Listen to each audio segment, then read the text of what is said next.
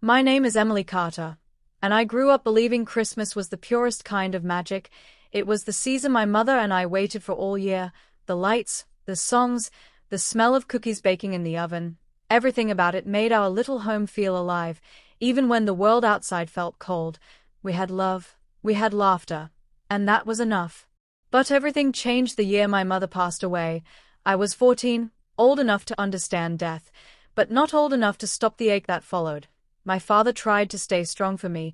He worked longer hours, smiled less, and spent more time staring at the empty chair where my mother used to sit. Christmas that year was quiet. No music, no cookies, just silence and memories that hurt too much to touch. Then, after a few years, my father met her, the woman who would become my stepmom.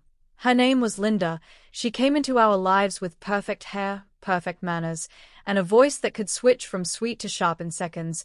At first I thought she would make him happy, and maybe even bring warmth back into our home.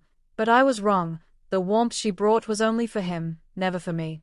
She smiled when my father looked at her, but when his back was turned, she spoke to me with a tone that stripped away my confidence. She moved my mother's pictures off the walls. She changed the furniture. She said it was time to move on. But it felt like she was erasing the woman who built that home, and with every small change, I felt like I was fading too. Still, I tried to please her. I cleaned, I cooked, I said kind things. I tried to be the daughter she could love. But nothing worked. She always found something wrong, something to correct, something to make me feel like I was never enough. And my father, blinded by her charm, never saw what she truly was. When Christmas came that year, I promised myself it would be different. I hung every ornament, I wrapped every gift, I even helped Linda set the table, hoping maybe, just maybe, she would look at me and see something worth keeping. I told myself love could still grow in a house that had turned cold.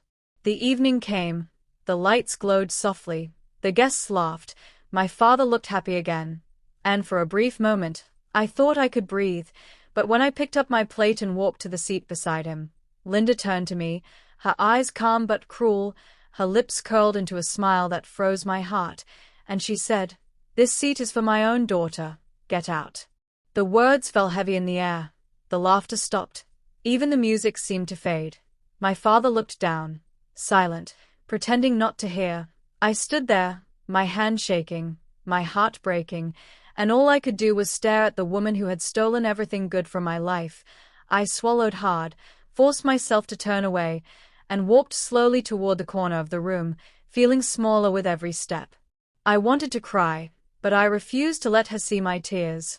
I wanted to scream, but I bit my lip until it hurt. I told myself that one day, one way or another, she would regret this moment, that the truth would come out, that her perfect act would crumble, because no cruelty lasts forever. And that night, as I sat alone in the corner, watching the family she built around my father, I had no idea that something unexpected was about to happen, something that would turn that cruel Christmas into a story none of us would ever forget. I woke up early that morning, before the sun even touched the snow on the porch. The house was quiet. And for a moment, I let myself believe that maybe this Christmas would be different. Maybe it would be peaceful. Maybe it would feel like the kind of Christmas I used to know when my mother was alive. The air smelled faintly of cinnamon from the candle I had lit the night before, and I smiled as I wrapped my blanket around my shoulders, whispering a small prayer that today would bring warmth instead of pain. I walked into the living room, and the lights on the tree glowed softly, each one reflecting a tiny memory from my childhood, the years when laughter filled these walls, when my father and I built snowmen in the yard, and my mother sang along to the radio while baking cookies. I held on to that memory tightly because the house had not felt like that in a long time. Ever since Linda moved in, everything had changed. The walls felt colder, the air sharper, even the way people spoke seemed to echo differently. Still, I tried. I wanted to make it right. I wanted her to see me, not as a burden or a leftover piece of the past, but as family. I hung garlands on the staircase, placed ornaments carefully on the tree, and made sure the tablecloth was perfectly straight. I had even spent the previous night baking sugar cookies the way my mother used to, shaping them into stars and bells, hoping the smell would fill the room with something good. When I finished setting the table, I stood back and smiled. It looked beautiful, simple, warm, like something from the past that was trying to return. I wanted Linda to notice. I wanted my father to smile and tell me how proud he was. But deep down, I knew that kind of moment rarely came anymore. Linda came downstairs not long after, dressed perfectly as always, her hair pinned in place, her perfume already filling the air before she even reached the dining room. She glanced around, her lips curling slightly, not quite a smile but close enough to pretend. She didn't say thank you or comment on the decorations. She just looked at the cookies, then at me, and said, "Next time, try not to make a mess of the counter." Her voice was calm but cold, and it hit me like a small slap. I nodded, forcing a smile, pretending her words didn't sting. My father followed behind her, his eyes tired, but when he saw the table, he said softly, "It looks nice, Emily." That was enough to keep me going. That tiny piece of kindness from him was enough to make me forget the sharpness in her tone. Guests began to arrive soon after, laughter and perfume filling the house, the kind of holiday chaos I had once loved. I greeted people with smiles, handed out cookies, and tried to fit in. I watched Linda glide through the crowd like a queen, greeting everyone with fake warmth, her hand never leaving my father's arm. She looked perfect, and I tried not to feel invisible standing beside her.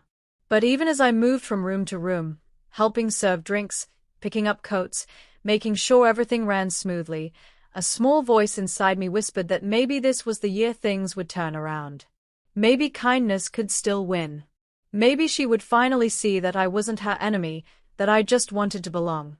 And so, as I placed the last plate of food on the table, I whispered quietly to myself, "This Christmas will be different." I took a deep breath and smiled again, even though my chest ached.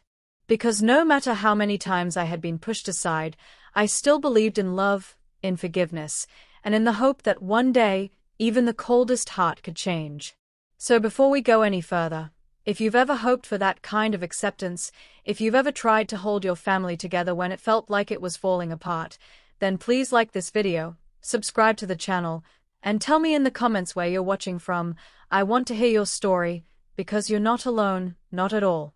I stood there in the kitchen doorway, watching the house fill with laughter that didn't quite reach me, and I told myself again that this was my family, this was my home, and I was not going to give up on it, not yet. The house was alive with the sounds of chatter, clinking glasses, and soft music playing from the old stereo in the corner, the kind of holiday noise that should have felt warm and welcoming, but instead felt heavy, tense, and sharp around the edges. I moved quietly through it all, carrying trays, refilling glasses, and making sure everyone had what they needed, trying to look like I belonged, trying to convince myself that I did. Linda was in her element, floating from one guest to another like the star of her own show, her laughter ringing out a little too loud, her compliments dripping with just enough sweetness to hide the bitterness underneath. She gave orders with a smile, directing me with tiny gestures that only I seemed to notice.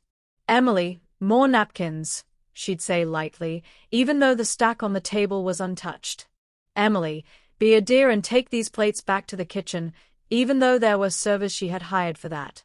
I obeyed every time, my smile tight but steady, because the last thing I wanted was to make a scene. It was strange how invisible a person could feel in a room so full of people, how the more I tried to help, the more out of place I seemed. When guests asked who I was, Linda would answer for me before I could speak, her tone casual but cutting. "Oh, that's Emily, my husband's daughter. She stays with us sometimes," as if I was some distant relative passing through, not the girl who had grown up in this very house. The words stung, but I swallowed the hurt like I always did. My father, sitting by the fireplace, looked tired, distracted, smiling when spoken to but never for long. Every time his eyes met mine, something flickered there, something soft, almost apologetic. He would give me that small, fleeting smile that felt like sunlight in winter, and I would hold onto it, tightly, as if it could keep me from falling apart.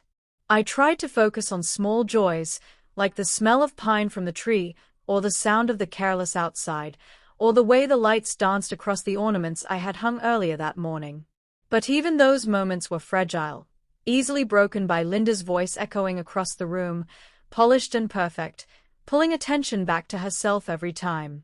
"Isn't this lovely?" she said to one of the guests, motioning toward the table. "I had such a hard time deciding on the centerpiece this year, but I think it turned out beautifully." My chest tightened because I had chosen the centerpiece. I had spent an hour arranging it, making sure every candle was even, every pinecone placed just right. I wanted to speak up, to say something, but I didn't. I just smiled and nodded when her eyes briefly met mine, as if we were in on some private joke that only hurt me. As the night went on, I could feel the pressure building, like a weight pressing down on my chest. I moved slower, quieter, fading further into the background. Every once in a while, my father would catch my eye again and offer a small nod of encouragement, and it was enough to keep me standing. I reminded myself why I was doing this, why I stayed kind even when kindness wasn't returned. I wanted peace, I wanted family, I wanted to believe that love could heal even the cracks left behind by loss. When dessert was finally served, I took a step back, letting everyone enjoy what I had helped prepare. The laughter grew louder, but I felt further away from it all, as if I were watching a movie I wasn't part of. Linda's voice floated above the noise, smooth and polished, as she told stories that painted her as the perfect wife and hostess, and I stood near the doorway, invisible, holding an empty tray. Still, I smiled. Because sometimes, smiling was easier than breaking. I looked toward my father again, hoping for one more of those small smiles that meant everything to me. And when he gave it, soft and tired, I told myself that it was enough, at least for now. Because even though Linda was setting the stage, and every scene seemed to be built to push me out, I still had hope that somehow, before the night ended, I would find a way to belong again. If you've ever had to smile through pain just to keep peace, or if you've ever been made to feel small in your own home, please like this story, subscribe, and share your experience in the comments. You're not alone, your voice matters, and your light deserves to shine, no matter who tries to dim it. The table was beautiful, glowing under the soft light of the chandelier. The silverware gleamed, the crystal glasses sparkled, and the smell of roasted turkey and cinnamon filled the air. My father took his place at the head of the table, smiling faintly, trying to make it feel like a family moment. My heart lifted just a little. Maybe this would be it, maybe this dinner would finally feel like the Christmas I had always wanted. I walked toward the seat beside him, the one I had always sat in since I was a little girl. It was where I used to sneak extra gravy, where my father and I would whisper jokes during dinner, where I always felt safe. I held my plate, steadying my hands, trying to ignore the way Linda's sharp perfume cut through the warm scent of food. But just as I reached for the chair, Linda's voice sliced through the laughter and conversation like a knife. "Emily," she said sweetly, her smile too perfect, "that seat is for my daughter. Please move." For a second, I froze. I thought I misheard her. The room went quiet. Every clink of a fork, every murmur, every sound disappeared. I could feel dozens of eyes on me, waiting, watching. My chest tightened, my face burned, and my throat went dry. I tried to smile, to make it light, to keep the moment from breaking me. "Oh, I always sit here," I said softly, glancing toward my father, hoping he would speak, hoping he would say something, anything. But he didn't. His eyes fell, his fork trembled slightly, and he said nothing. The silence felt louder than any words could. Linda's daughter, Grace, stood awkwardly beside me, her face red with embarrassment. She didn't look at me, just bit her lip and whispered, "I'm sorry," under her breath. But Linda heard it and gave her a sharp look that made the girl sit down quickly. I stepped back slowly, my fingers trembling as I gripped my plate tighter. I could feel my heart pounding against my ribs, each beat echoing in my ears. I didn't know where to go. Every seat looked full, every smile around the table felt forced, and every pair of eyes avoided mine. Linda gestured toward the far end of the table, near the corner, beside a half-empty chair where no one had placed a name tag. "You can sit over there," she said calmly, as if she were doing me a favor. I nodded, forcing a small smile, because I didn't know what else to do. I walked slowly around the table, every step feeling heavier than the last.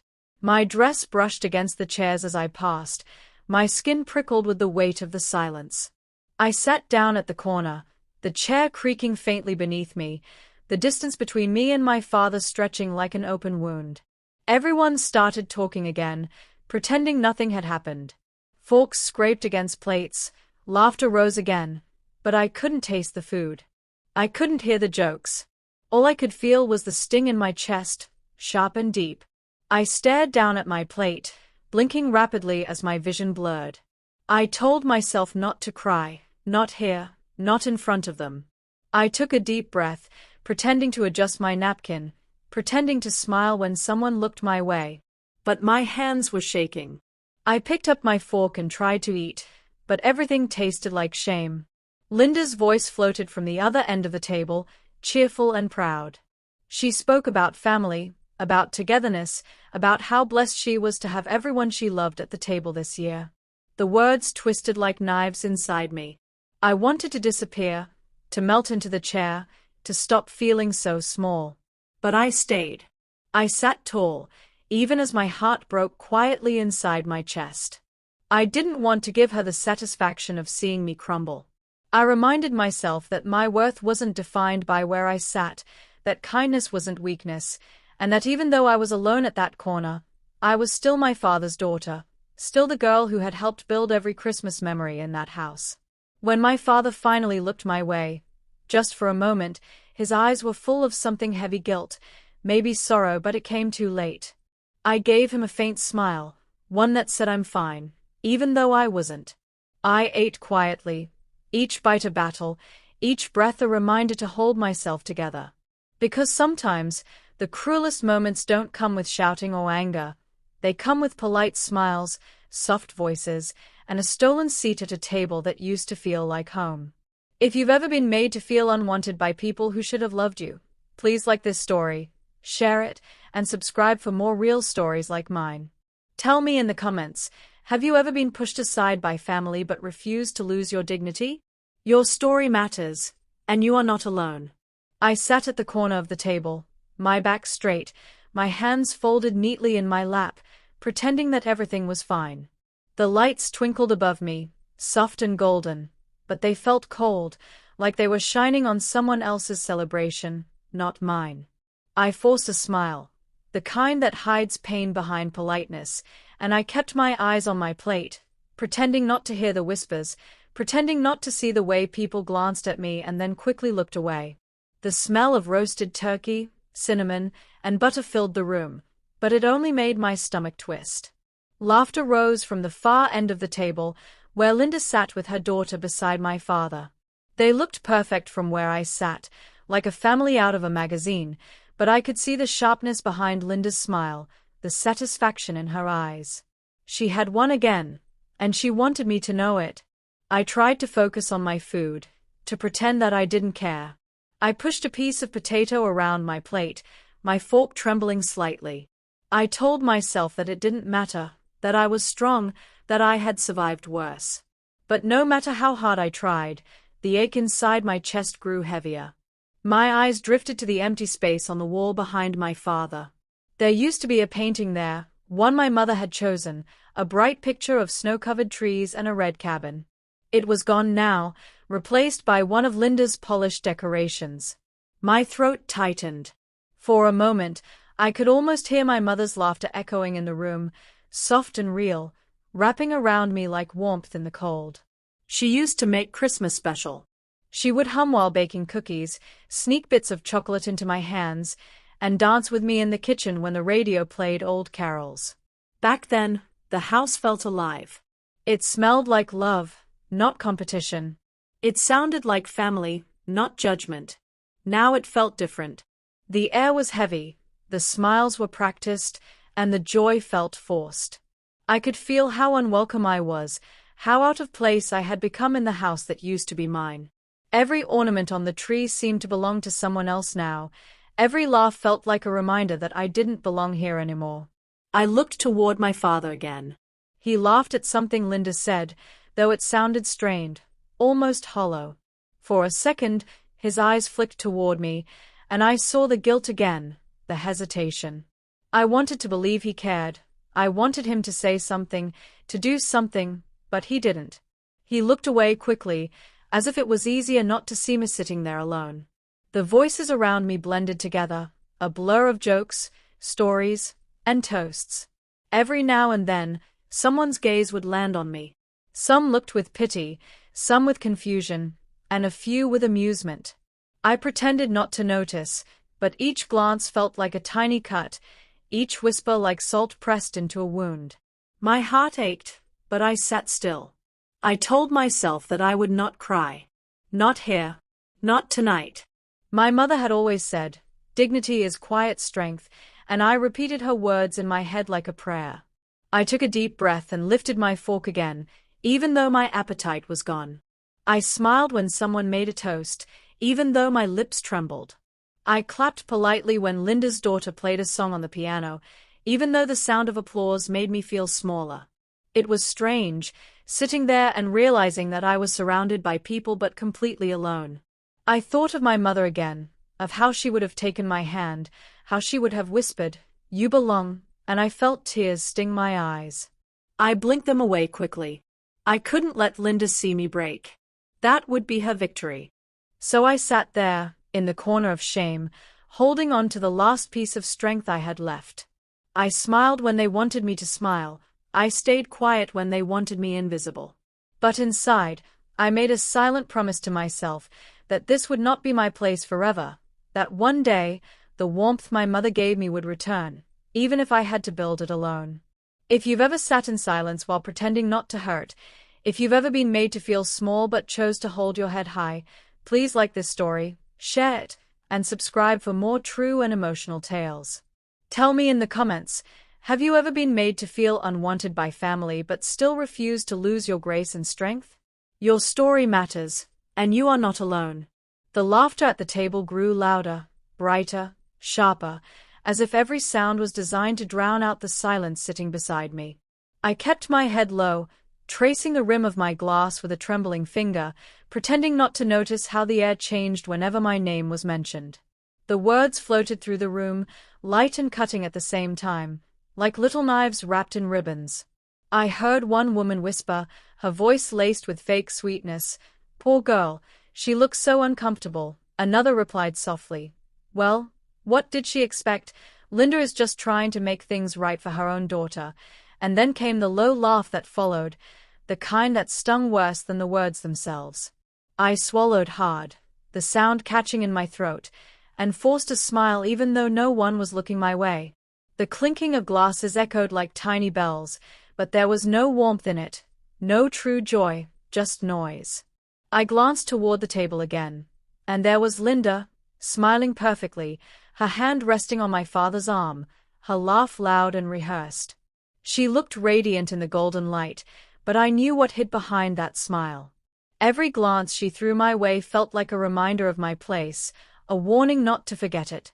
I shifted in my seat, the chair creaking beneath me, the sound drawing a few curious eyes. Someone across the room smiled awkwardly, then quickly turned away.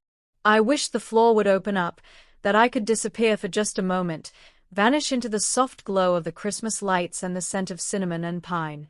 A child at the table laughed, and for a moment, I caught myself smiling. It reminded me of Christmas when I was little, before everything changed, before the silence replaced laughter, before the walls of the house carried someone else's voice. Back then, my father would lift me onto his shoulders so I could put the star on top of the tree.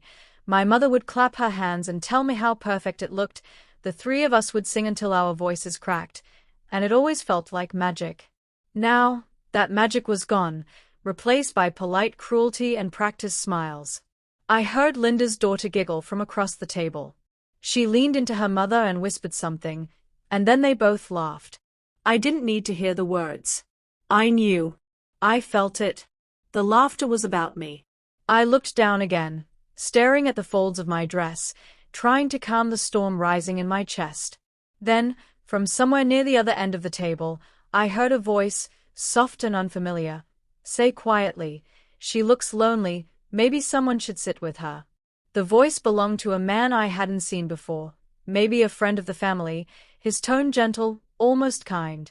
I glanced up, startled, but I couldn't tell if he had been serious or if it was just another pity remark. Linda's smile faltered for half a second, just half, before she recovered and said lightly, "Oh, she's fine. She likes being by herself. Don't you, Emily?" Everyone laughed again. My name sounded strange on her tongue, cold and sharp, like something she didn't want to say. I forced another smile and nodded, though my heart pounded so loud it drowned out the noise around me. For a moment, I caught my father's eyes. He looked torn, like a man standing on a bridge that was starting to crack. I waited for him to say something, to step in, to tell Linda enough, but he didn't. He just looked away again, took a sip of his drink, and joined the laughter. I wanted to scream, but instead, I picked up my glass and took a small sip of water. The room felt smaller, the lights brighter, my chest tighter. Every sound seemed to echo louder in my head, every whisper felt like it was meant for me, every laugh felt crueler. Then I heard that same voice again, the man's voice, quieter this time. People forget what kindness looks like. I turned slightly, my eyes scanning the room, and finally, I saw him. He was sitting near the end of the table, watching quietly, not laughing, not pretending. His eyes met mine for a brief second, calm and steady, and for the first time that night, I felt seen. He didn't smile. He didn't look away. He just nodded slightly, as if to say, "I see you, and I know this isn't right." Something shifted in me then, something small but real. It was the first time all night that I felt the weight in my chest loosen, just a little.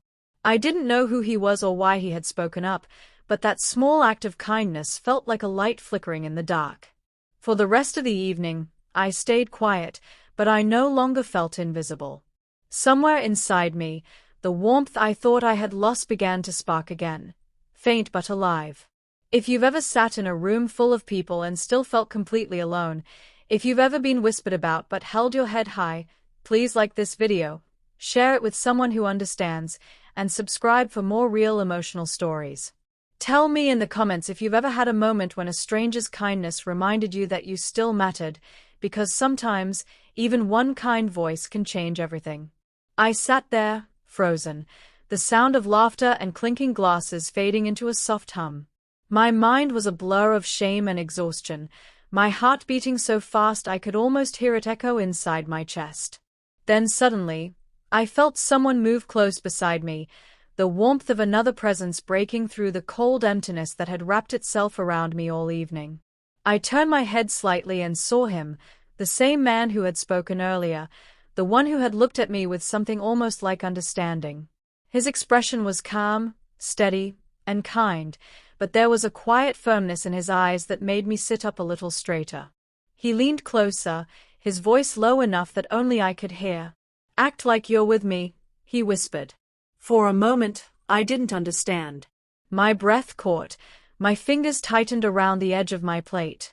I thought maybe I had misheard him, that the noise of the room had twisted his words. But when I looked at him again, he nodded slightly, reassuringly, his gaze unwavering. "Act like you're with me." The words sank deep into me, simple and strange, yet powerful enough to make me pause. My first instinct was to say no, to shrink back, to stay invisible, but something about his voice stopped me. It wasn't pity. It wasn't curiosity. It was something softer, something real. I nodded, slowly, my throat too tight to speak. He smiled then, just a small, gentle smile, and turned slightly toward the table, as if nothing unusual had happened. I followed his lead, unsure, but when he began speaking to me like we were old friends, the people around us looked up. Their eyes shifted, puzzled, curious. Suddenly, I wasn't the lonely girl sitting in the corner anymore. I was someone's guest, someone's companion. Linda's laughter faltered. I saw it, the flicker of confusion in her eyes, the way her smile tightened at the edges. She turned her head slightly toward me, watching, trying to understand what had just changed. And in that moment, I realized she didn't like not being in control. The man kept talking, his voice calm and natural, asking about Christmas traditions, about my favorite dish, about the tree. His questions were simple, but every word felt like a bridge being built between me and the rest of the room. I found myself answering softly, my voice shaking at first, then growing steadier as the seconds passed. It felt strange, pretending, but it also felt safe. For the first time that night, I wasn't shrinking in my seat or wishing I could disappear. I could breathe. I could smile. I could meet someone's eyes without feeling like I didn't belong there. He reached for the breadbasket and passed it to me, his hand brushing mine lightly. "You shouldn't sit alone on Christmas," he said quietly. "No one should." The simplicity of that sentence made my eyes sting. I bit my lip and looked away, pretending to be focused on the food, but really I was trying not to cry. I didn't even know this man's name, and yet, in that crowded, hostile room, he had given me something my own family hadn't: dignity. The whispers started again, but this time they were different. The tone had shifted, softer now, uncertain. People looked from me to him and back again, their expressions curious, maybe even a little uncomfortable. I saw Linda's daughter lean toward her and whisper something, and Linda's smile froze completely. I almost wanted to laugh. I didn't know what the stranger's motive was, why he had decided to step in, but I knew one thing: his simple act had changed everything. It was as if the room had tilted slightly in my favor, as if the balance of power had shifted just a little. My heart still hurt, my father still sat too far away, and the memories of what had been said still burned, but for the first time that night, I wasn't alone. I glanced at the stranger again, wanting to thank him, but before I could speak, he gave a small nod and whispered one more thing, his voice soft as snow falling outside the window. "Don't let them see you break." I swallowed hard, and this time, I smiled. Not the fake, polite smile I had worn all night, but a real one. Small, quiet, but real. The lights flickered across the room, the music swelled, and as laughter continued to fill the air, I realized something I hadn't understood before. Sometimes, it only takes one person, one small act of kindness, to turn humiliation into hope. If you've ever had someone step in when you were being treated unfairly, if you've ever been lifted by a stranger's kindness when you least expected it, please like this video, subscribe for more true emotional stories, and tell me in the comments what moment reminded you that good people still exist. He looked at me again and smiled, the kind of smile that carried both warmth and quiet confidence. Then he turned slightly toward the table and raised his voice just enough for others to hear. "I don't think I've properly introduced myself," he said, his tone easy and friendly. "I'm Daniel, a friend of Mr. Thompson," he added, nodding toward one of the guests seated near my father. My heart skipped. So that was his name, Daniel. He didn't just whisper to me anymore, he spoke as if I was part of his world, as if I belonged beside him. Then he continued talking, still calm, still steady, but this time he included me in every sentence. "This is Emily," he said, looking right at me. "She was telling me about the decorations, she helped with the lights, didn't you?" For a moment, I froze. My mouth opened slightly, but no sound came out. I could feel eyes turning toward me, faces shifting, interest flickering where there had been silence before. I nodded, managing a small smile, my voice quiet but clear. "Yes, I did," I said, the words trembling at first, then settling. Daniel nodded approvingly. "They look wonderful," he said, his tone casual but firm, his words pushing through the invisible wall that had separated me from everyone else. People murmured softly, some nodding, some pretending not to care, but I could see it. They noticed me again. I wasn't invisible anymore. Linda's fork paused mid-air. Her smile faltered, just slightly, but enough for me to see it. She looked from Daniel to me, her eyes sharp, her voice too sweet when she said, "Oh, yes, Emily was very eager to help this year."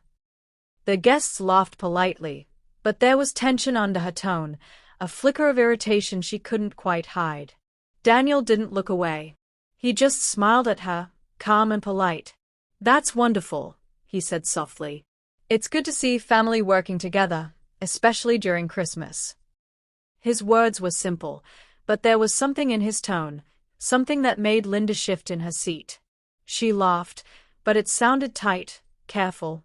I sat beside him, silent for a moment, letting it all sink in. The lights glowed softly, the sound of cutlery filled the air, and for the first time in what felt like forever, I didn't feel small. Daniel's presence was like a quiet shield, not loud, not confrontational, but steady and kind. He asked me about the food, about the memories I had of Christmas with my mother, and though the questions stung, I found myself answering them. My words were slow, careful, but honest.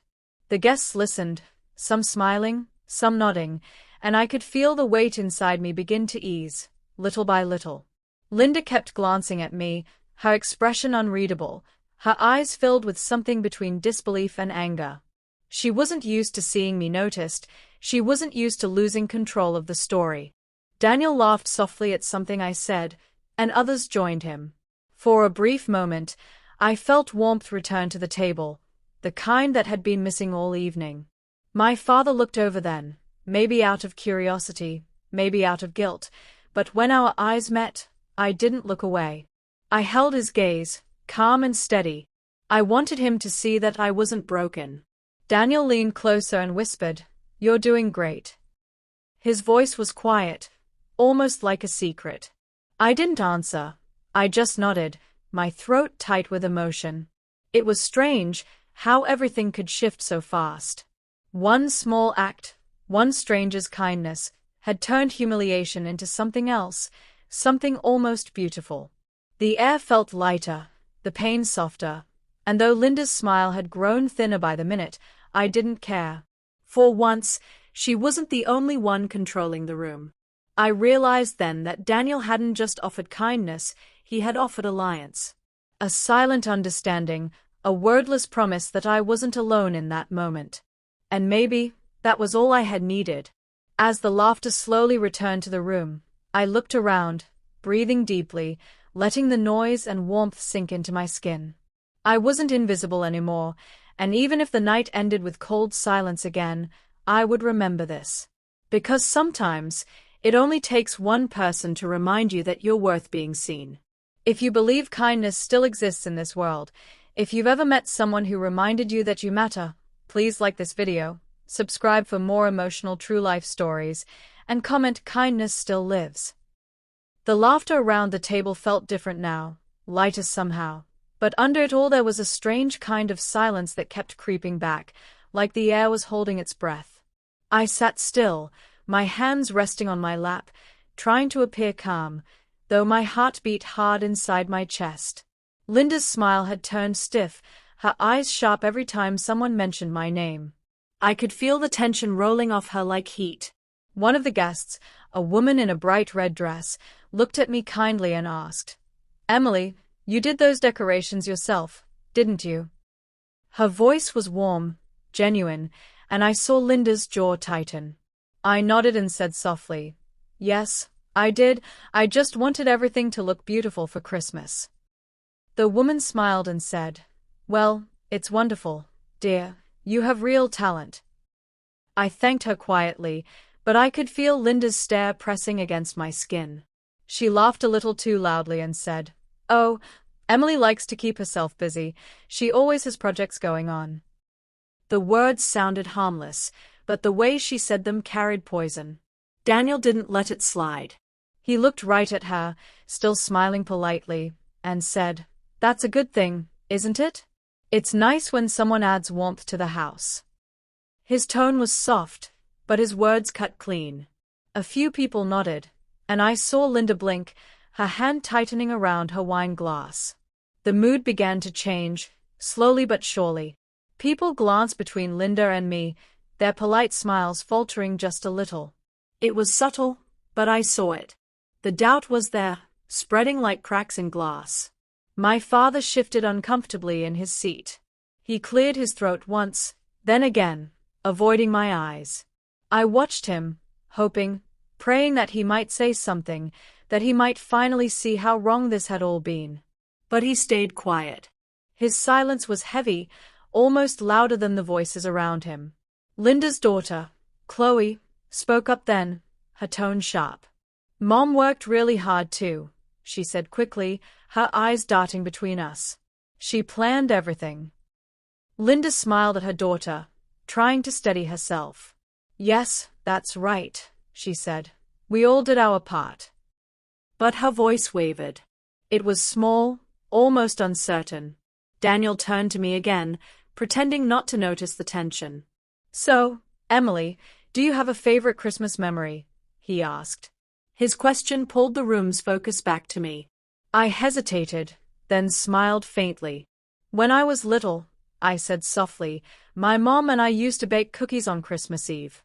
We'd play music and dance around the kitchen until the cookies burned." She said it wasn't about the cookies, it was about laughing together. For a moment, no one spoke. Then someone sighed, smiling gently. "That's lovely," they said. Another guest murmured, "That's what Christmas should be about." Linda looked down, pretending to cut her food, her lips pressed tightly together. The table buzzed quietly, but it wasn't the same anymore. The guests looked at me differently, and they looked at her differently too. I sat there, still and quiet, feeling something shift deep inside me. I wasn't just the unwanted stepdaughter anymore. I was a person in their eyes now, someone with a story, someone worth noticing. My father finally looked up. His eyes met mine for the first time that night. There was regret there, raw and heavy. He didn't speak, but I saw it, the realization, the guilt, the small flicker of shame. It didn't fix everything, but it was something. Linda lifted her glass, her hand trembling slightly, and said, "To family." Her voice cracked just a little at the edges. Daniel raised his glass too, his gaze steady on her. "To kindness," he said softly. A quiet hum filled the room as everyone echoed the toast. But the warmth had changed sides. I could feel it. The control she once held was slipping, the walls she built were cracking. And for the first time in years, I wasn't the one being pushed to the edge. That night, I didn't need revenge or grand gestures. The truth was enough. And as I looked around the table, seeing the way people now glanced at me, not with pity, but with quiet respect, I knew the shift had begun. Sometimes, it doesn't take shouting or fighting to reclaim your place. Sometimes, it just takes being seen for who you really are. I sat quietly, pretending to scroll through my phone, though my heart was still heavy from the night's earlier moments. The house had started to quiet down, the music softer now, the clinking of glasses fading into the hum of small conversations. I could hear Linda's voice somewhere near the hallway, sharp and tense, a tone she usually hid behind her practiced smile. Curiosity pulled at me, and without meaning to, I found myself listening. Her voice was low but angry. "You embarrassed me," she hissed. "You shouldn't have acted like that in front of everyone." People were watching. Her daughter's voice followed, trembling but stubborn. "You're the one who made a scene, Mom. You always do." "You can't stand it when people don't look at you first." I froze, the sound of their argument cutting through the Christmas glow. The perfect image Linda had built all evening was slipping. The mask cracking just enough for me to see what lay beneath. Her daughter sounded hurt, exhausted, like someone who had carried her mother's pride for too long. "I told you to keep her out of sight," Linda snapped. I knew who she meant. Me. My chest tightened. She doesn't belong here, and yet somehow, everyone kept talking about her. Do you know how that makes me look? Her daughter's reply came quieter this time. Maybe it's because she didn't do anything wrong. Maybe people saw that. Silence followed, heavy and uncomfortable. I heard the shuffle of footsteps, a sigh, then the sound of a door closing. Linda's image might still have looked perfect to the guests, but in that moment, I saw her clearly. The woman who pushed me away wasn't confident or strong. She was terrified of being overlooked, terrified that someone else might be noticed more than her. I turned slightly and caught Daniel's eyes from across the room. He had been standing near the fireplace, watching everything with that same calm awareness. He walked over slowly and leaned close, speaking just above a whisper. "People are starting to see it," he said softly. "They are noticing how she treats you. She's not as good at hiding it as she thinks." His words settled over me like a quiet reassurance. I looked around the room, and for the first time, I noticed how a few of the guests had begun watching Linda differently. Their smiles were thinner, their laughter forced. Even my father's expression had changed. He seemed distant, unsure, as if something inside him was beginning to shift. I nodded slightly, unsure what to say. Part of me felt vindicated, but another part felt an ache of pity. For years, I had wanted Linda's approval. I had prayed that she would one day look at me like family.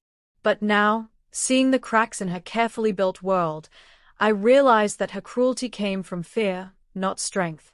Daniel stayed beside me, quiet, his presence steady like it always was. "You don't have to defend yourself anymore," he said gently. "The truth shows itself eventually. It always does." I looked at him, grateful in a way I couldn't explain. I wanted to believe his words, to believe that dignity didn't need shouting or revenge, that sometimes all it took was patience and a steady heart. Linda returned to the table a few minutes later, her smile back in place, her voice dripping with sweetness. She laughed too loudly, spoke too kindly, and pretended not to notice me sitting comfortably beside Daniel. But I saw it now, the tightness around her eyes, the strain behind every smile. The power she held over me was breaking, quietly, piece by piece. I didn't need to fight her anymore. Her own lies were doing that for me. I took a deep breath, feeling lighter than I had all evening. Maybe this was what strength really looked like, not shouting or proving a point, but sitting still while the truth revealed itself in its own time. Daniel gave me a small nod, as if to say he understood what I was thinking. And as I looked around the room, I realized that for the first time in years, I didn't feel invisible. I felt seen, understood, and stronger than I had ever been before. The night had grown quieter, the laughter fading into soft murmurs as people began gathering their coats. The glow of the Christmas lights flickered gently against the walls, casting warm colors that felt almost like memories. I sat there, lost in thought, still trying to make sense of everything that had unfolded. Then I saw Daniel walking toward me again, holding something small in his hands. It was wrapped carefully in red paper, tied with a simple gold ribbon. He stopped in front of me and smiled, that calm kind of smile that always felt genuine. "This is for you," he said softly. I blinked in surprise. "For me?" I asked, my voice barely more than a whisper. He nodded. "I found it earlier. I thought it belonged to you." I hesitated before taking it. The paper was slightly crumpled, as if it had been hidden for a long time. My hands trembled a little as I pulled the ribbon loose and peeled the wrapping away. Inside was a small wooden frame, old and familiar, and when I turned it over, the world seemed to stop for a moment. It was a photo of my mother. She was standing in the garden behind our old house, sunlight spilling through her hair, that warm smile on her face that I had missed every single day. I felt the air leave my lungs. I hadn't seen that photo in years. I had looked for it once, long ago, after Linda moved in, but she told me it must have been lost during the cleaning. I believed her, because I had no reason not to. But now, holding it again, I knew the truth. Daniel's voice was gentle. "I found it in a box in the attic. It looked too important to be forgotten." Tears filled my eyes before I could stop them. My fingers brushed over the glass, tracing the outline of my mother's face. "She hid it," I said quietly, the words trembling in the air. "Linda hid it." Daniel didn't say anything, he just nodded slowly, letting me have that moment without interruption. I couldn't stop staring at the picture, the emotions crashing over me like waves. All these years, I had tried to hold on to my mother's memory through small fragments, scents, and old letters, but seeing her face again felt like a piece of my heart had been returned to me. "She looks like you," Daniel said after a pause. "Same eyes. Same kind smile." I smiled weakly through the tears. "She was my whole world," I whispered. "And when she was gone, I thought I'd lost everything that reminded me of her." Daniel leaned back slightly, his expression thoughtful. Some people try to erase what makes others strong, he said. They think that if they take away what you love, they can control what you become. But memories don't die just because someone hides them. They live in you. His words hit something deep inside me. I clutched the photo tighter, feeling both pain and warmth at the same time. He was right. My mother's love hadn't disappeared. It had always been there, in the way I kept trying, in the way I refused to let cruelty change who I was. I looked up and met Daniel's eyes. "Thank you," I said, my voice breaking. "You have no idea what this means to me." He smiled softly.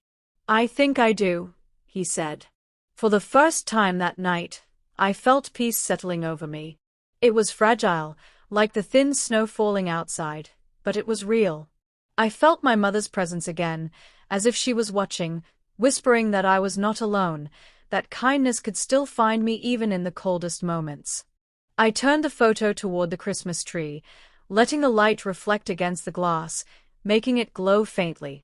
It felt right, like she belonged there, like she was part of the night again. Daniel stood up slowly, giving me a reassuring nod before walking back toward the others. I sat there a while longer, holding the frame close to my chest, breathing deeply. The pain didn't vanish, but it felt lighter, softer, no longer sharp enough to break me. That gift wasn't just a photograph. It was a reminder that love, no matter how deeply buried, always finds a way to rise again. If you've ever held onto something precious that someone tried to erase, don't let go. Like this video, share it with someone who needs to hear this, and subscribe for more stories that remind us of the strength in love, memory, and quiet resilience. The air in the room felt heavy that night, almost too still, like the calm before a storm. The guests were gathered around the long table again, their laughter soft but uneasy. I sat beside Daniel, my fingers brushing over the small photo frame he had given me earlier. It rested quietly in my lap, a secret comfort beneath the noise of clinking glasses and forced smiles. Linda was in her element again, gliding between guests, her voice bright and polished. She laughed too loudly, complimented too sweetly, as if nothing was wrong. But every time her eyes met mine, her smile faltered, just for a second, before she forced it back again. It was like she could feel the shift in the air, like she knew her control was starting to slip. My father sat at the head of the table, his face calm but distant. He spoke occasionally, mostly to guests, avoiding me as if afraid that meeting my eyes would break the fragile illusion of peace he was trying to maintain. I wanted to hate him for that silence, but deep down, I knew it was fear that kept him quiet. Fear of conflict. Fear of losing what little balance was left. Then Linda turned toward me, her voice suddenly sharper, cutting through the quiet chatter. "Emily," she said, drawing every pair of eyes toward us. "Why don't you tell everyone what you've been doing these days? Still living off your father's generosity?" Her tone was sweet on the surface, but the words carried poison. A few people exchanged uncertain looks. My cheeks burned, my hands tightening around the frame in my lap. I opened my mouth to respond, but before I could, Daniel spoke. His voice was calm, steady, and every word landed like a weight. "That's not a very kind thing to say, Linda," he said. Linda froze, the practiced smile slipping slightly. "Oh, I was only joking," she replied with a nervous laugh, but the laughter didn't spread. No one else was smiling. Daniel leaned back slightly, his eyes steady on her. "I don't think you were," he said quietly. "I've been watching all evening. You've made that young woman feel like she doesn't belong in her own home. And honestly, it's uncomfortable to watch." A silence fell so heavy that I could hear the soft hum of the heater across the room. Linda's face went pale, then flushed with color. She forced another laugh, glancing toward the guests. "You misunderstand, Daniel. It's just family teasing." "Family teasing doesn't leave someone sitting alone in a corner," Daniel interrupted gently. "And it doesn't hide the picture of a dead mother to erase her memory." The room gasped. Forks clinked against plates. My heart thudded so hard I could hear it in my ears. Linda's eyes widened, And for the first time since she came into our lives, she didn't have a rehearsed response ready. Her lips trembled slightly as she turned toward me, but I stayed silent. I didn't need to speak. Daniel had said what I never could. My father's expression changed, a mixture of confusion and realization. He looked at Linda, then at me, then at the small frame still in my lap. "What picture?" he asked slowly. Linda stammered, her voice breaking for the first time. "It's nothing. Just a misunderstanding. Daniel must have." Daniel shook his head. "No misunderstanding," he said firmly. "I found it in the attic. Hidden away." And judging by Emily's reaction, it was meant to stay hidden. The guests looked uncomfortable, murmuring softly to one another. Some avoided Linda's gaze altogether. My father pushed back his chair slightly, his voice quiet but cold. "Linda, did you really do that?" Linda's composure shattered. "I was trying to help her move on," she snapped, her voice rising. "She clings to the past like it's her only identity. I was trying to build a family that wasn't stuck in grief." I finally spoke, my voice calm but trembling. "By erasing my mother." The question hung in the air like smoke. No one spoke. No one dared. Linda turned toward me, her face a mask of fury and shame. For a second, I thought she might yell, but instead she pressed her lips together tightly and sat down, her hands gripping the edge of the table. The room remained silent for a long time, broken only by the faint crackle of the fire. I looked around at the faces watching us, and for the first time in years, I didn't feel small. I didn't feel powerless. I felt seen. Daniel leaned closer to me and whispered, "The truth has a way of finding its way to the light." I nodded slowly, my eyes fixed on the woman who had spent years trying to make me disappear. The mask had cracked, and everyone had seen it. There was no taking that moment back. And deep inside, I knew, this Christmas would be remembered not for the food, not for the gifts, but for the night truth finally took its place at the table. My father sat there for a long time, his face pale, his eyes moving slowly between me and Linda. The room was silent, the only sound was the fire crackling softly in the corner. I could see his hands trembling, his fingers gripping the edge of the table as if holding on to something that was slipping away. He took a deep breath, his voice low but unsteady. "Linda," he said, his words heavy, each one falling like a stone. "Is it true? Did you really hide her mother's picture?" Linda didn't answer, she just stared at the table, her lips pressed tightly together. My heart pounded in my chest, I could feel the weight of everyone's eyes on us. My father waited, but when she said nothing, he looked at me instead. There was something in his eyes I hadn't seen in years, something like guilt, or maybe recognition. "I didn't know," he said softly, his voice breaking. "Emily, I swear, I didn't know." I wanted to believe him, I wanted to hold on to that small piece of hope, but years of silence, of pretending not to see, pressed between us like a wall. I looked down at the photo in my hands, my mother's smile frozen in time, and I whispered, "You never asked." He flinched, as if the words had cut him. For a moment he didn't speak, and then he turned back to Linda. His voice rose slightly, shaking with anger and shame. "How could you do that? How could you come into my house, into our lives, and try to erase her?" Linda tried to speak, her voice sharp and defensive. "I was only trying to help her move on," she said, but the words sounded weak, hollow. "By destroying her memories," my father snapped. His voice echoed through the room, and everyone turned to look at him. I had never heard him sound like that before, not toward her, not toward anyone. "You made my daughter feel like a stranger in her own home," he said, his voice cracking. "You made me believe it was all in her head. God, what have I done?" I watched him sink back into his chair, his hands covering his face. For a second, I saw the man I remembered from my childhood, the one who used to lift me up and spin me around, the one who laughed with my mother in the kitchen. But now he looked smaller, older, broken by the truth that had been sitting in front of him for years. Linda stood up suddenly, her face red with embarrassment. "You're all turning against me," she said. You don't understand what I've done for this family.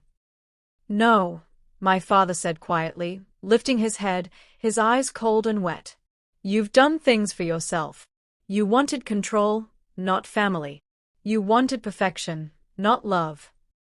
Linda's eyes widened, and for a moment, she looked lost. Then she turned and walked away from the table, her footsteps sharp and angry against the floor. The front door slammed a moment later, leaving a silence so deep it hurt. I sat there, unable to move, unable to speak. My father turned to me slowly, his face heavy with regret. Emily, he whispered, I failed you. I shook my head, tears filling my eyes. You can still make it right, I said softly. He nodded, his shoulders trembling. I will, he said. I promise. And in that moment, something inside me shifted. The years of silence, of being ignored, of feeling invisible, began to fade just a little. My father had finally seen me, finally spoken the truth. It didn't fix everything, not yet, but it was a start. A fragile, trembling start, born out of the ruins of a Christmas that had almost broken us all. The room felt lighter after Linda stormed out, though the air was still thick with shock and whispers. I sat quietly, my heart still pounding, my fingers tracing the edges of my mother's photo. The guests didn't know what to say, their eyes moving between me and the door where Linda had disappeared. For the first time, I didn't care what they thought. I just breathed, slowly, deeply, as if I had been holding my breath for years. Then I heard footsteps, soft and hesitant, and when I looked up, it was her, Linda's daughter, Clara. Her eyes were red, her face pale, her hands shaking slightly as she came closer. For a moment, she just stood there, looking at me as if she was searching for the right words. Emily, she said quietly, can we talk? Everyone turned to look at her. I nodded, not sure what to expect. She sat down beside me, folding her hands in her lap, her eyes glistening. I didn't know, she said, her voice trembling. I mean, I knew Mom could be controlling, but I didn't know it was this bad. I didn't know she hurt you like that. Her words caught me off guard. I stared at her, unsure whether to believe her or to stay guarded. But the look in her eyes was different from her mother's, softer, honest, full of confusion and guilt. I used to think you were just distant, she continued. That you didn't like us, or that you were trying to replace my mom.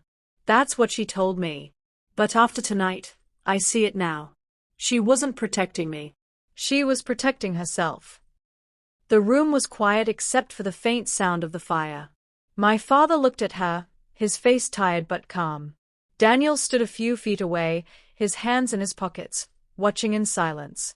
I'm sorry, Clara whispered, her voice breaking. For every time I ignored you, for every time I laughed when Mom made jokes about you, for every time I didn't speak up. You didn't deserve that. I felt my chest tighten, my throat closing with emotion. I had waited years for an apology from Linda, but somehow, hearing it from her daughter meant even more. It was pure. It was real. I took a deep breath and said softly, "Thank you, Clara. That means more than you know." She nodded, tears spilling down her cheeks. "I just want you to know," she said. Not everyone believed her. Some of us saw how she treated you. We were just too scared to say anything. Her words hung in the air, heavy and true. Around us, the guests began to murmur, nodding slowly, agreeing quietly among themselves. One woman said, "She always went too far." Another added, "You never deserved that, Emily." For the first time, I didn't feel like the outsider. I felt seen, supported, surrounded by people who finally understood. Linda's mask had fallen, and in its place stood the truth, messy, painful, but freeing. My father reached for my hand and squeezed it gently. "You're not alone anymore," he said softly. I smiled through my tears, glancing at Daniel, who gave me a small nod, his eyes warm and steady. I realized then that kindness has power, that truth has a way of shining through no matter how long it's been buried. That night, As laughter cautiously returned to the room and the tension began to fade, I felt something I hadn't felt in years: peace. The kind that comes not from forgetting the pain, but from finally being free of it. For the first time in a long while, Christmas didn't feel like a reminder of what I had lost. It felt like the beginning of what I was finally gaining: a voice, a place, and a truth that no one could ever take from me again.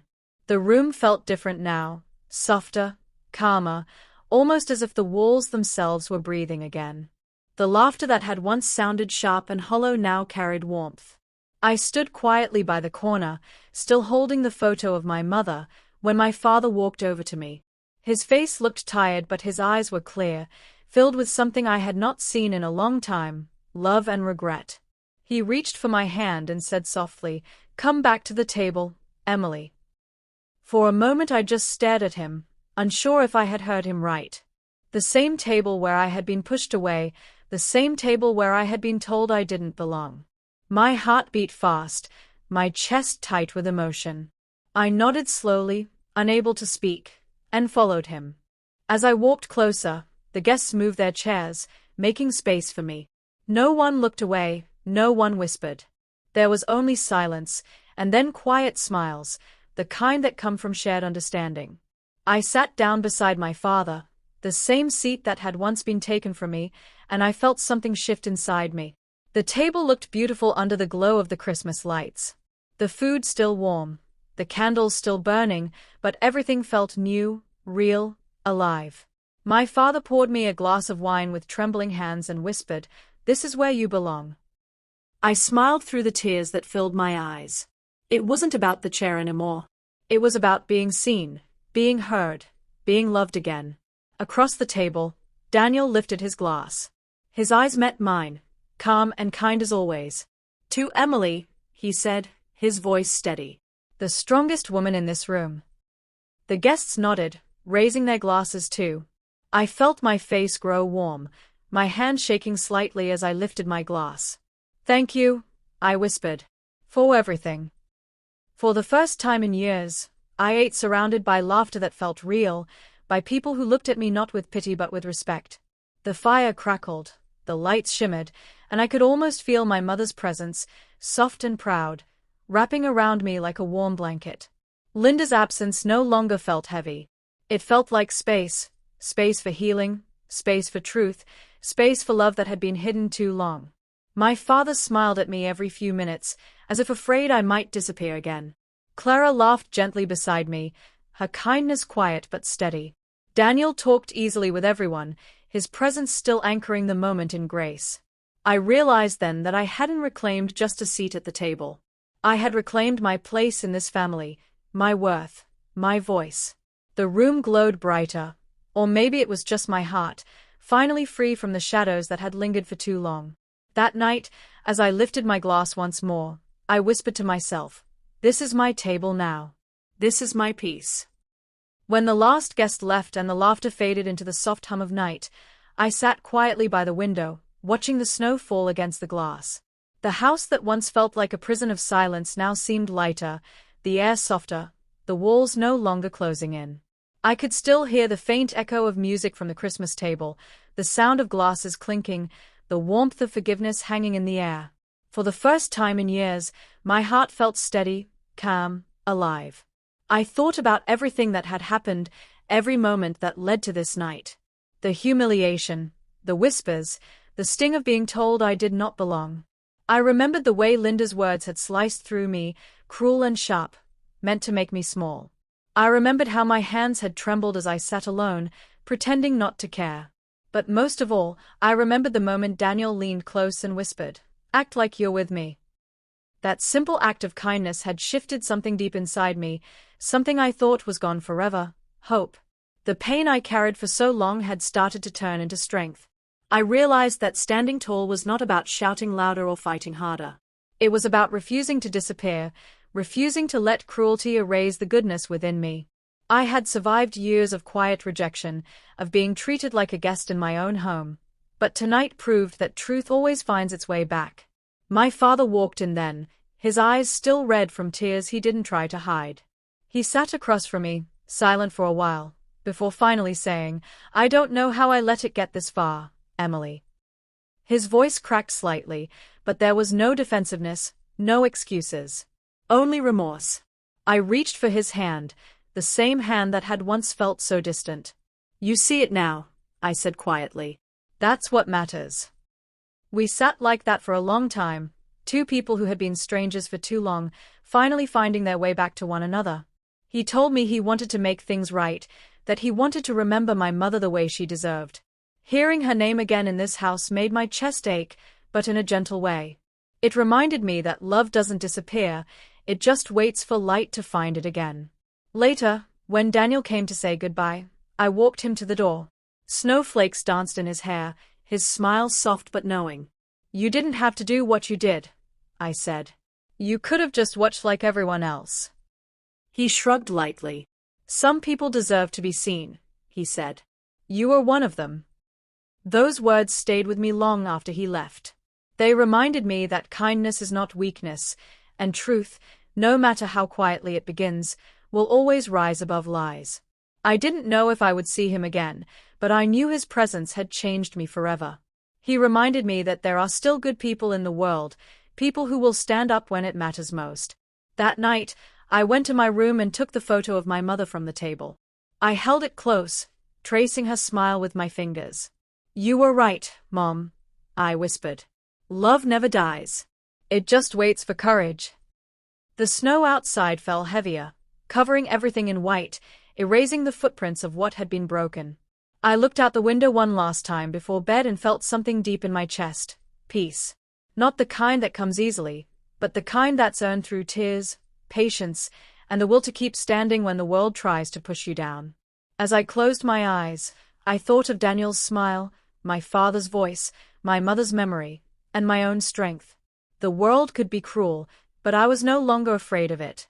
I had learned that kindness can outshine cruelty, truth can silence lies, and even the loneliest heart can find its way back home. A mother's love never dies, it lives in every act of strength her daughter carries forward. If this story touched your heart, please like this video, share it with someone who believes in second chances, and subscribe for more stories that remind us that dignity, no matter how long it hides, always finds its way back home. And tell me in the comments, have you ever stood back up after being pushed aside? Your story might be the light someone else needs tonight. I sat there long after the lights had dimmed, the laughter had faded, and the snow outside had swallowed the sound of the last car leaving. The house felt quieter now, but not the kind of quiet that hurt. It was a different kind, softer, peaceful, like the air after a storm has finally passed.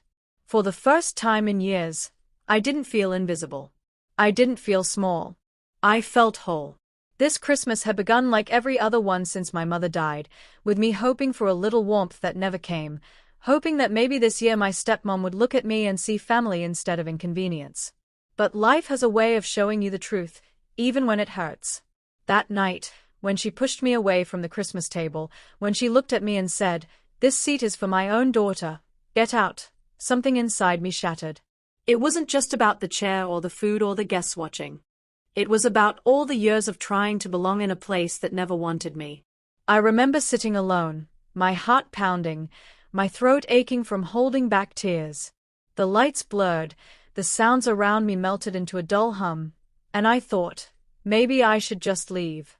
Maybe that would make her happy. Maybe disappearing would stop the pain. But then, out of nowhere, Daniel appeared. A stranger. Calm eyes, kind smile. He didn't ask for an explanation, didn't pity me.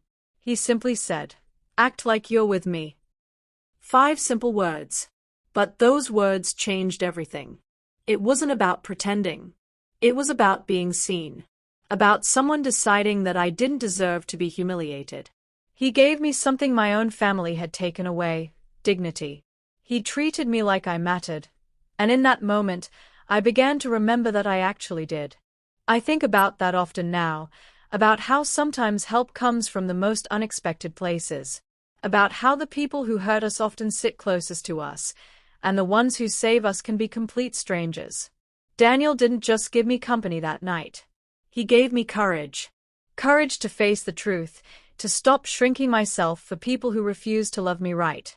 And as the night unfolded, truth began to surface. People saw Linda for who she was, not the perfect hostess, but a woman consumed by jealousy and control. My father, quiet for too long, finally found his voice. He saw what he had missed, what I had endured. He apologized, and for the first time in years, his words felt real. I forgave him, not because it was easy, but because carrying anger would only keep me chained to pain. Later, I went to my room, holding that photo Daniel gave me, my mother's photo. She looked so alive in it, smiling the way she used to. I realized then that she had never really left me. Her love had lived inside me all along, waiting for a night like this to remind me of who I was. Strong, resilient, worthy of love. I whispered to her, "You are right, Mom. Love never dies. It just changes shape." And as I said that, I felt lighter. Because even though she wasn't sitting at that table, she was with me. Every time I stood tall, every time I refused to be broken, she was there. The snow outside kept falling, covering the world in white. It felt symbolic, like life was giving me a clean slate. I didn't know what the future would hold. I didn't know if Daniel and I would ever cross paths again. But I knew one thing for sure: I would never let anyone make me feel small again. I learned something powerful that night. Family isn't always about blood. Sometimes it's about connection, about those who choose to stand beside you when everyone else walks away. It's about kindness. It's about courage. And it's about never losing yourself just to fit in with people who were never meant to understand you. When I think back to that Christmas table, I no longer feel anger. I feel gratitude. Because that moment of humiliation became the turning point that set me free. It reminded me that pain can be the doorway to strength, that sometimes being pushed aside is how you find your own place in the world.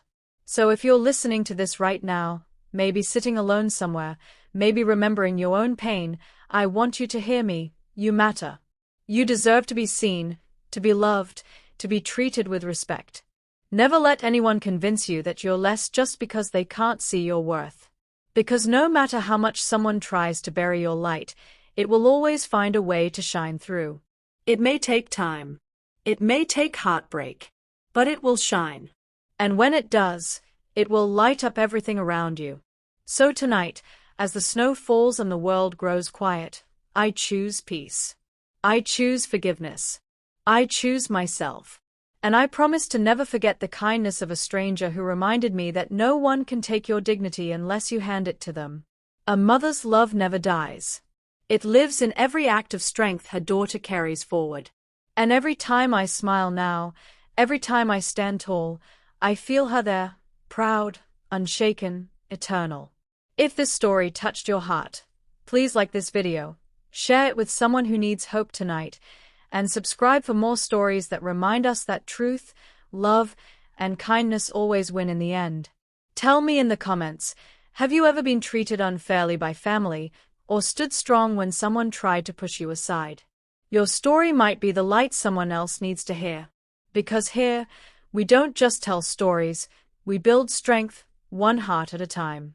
And remember, no matter what they say, no matter how they treat you, dignity always finds its way back home.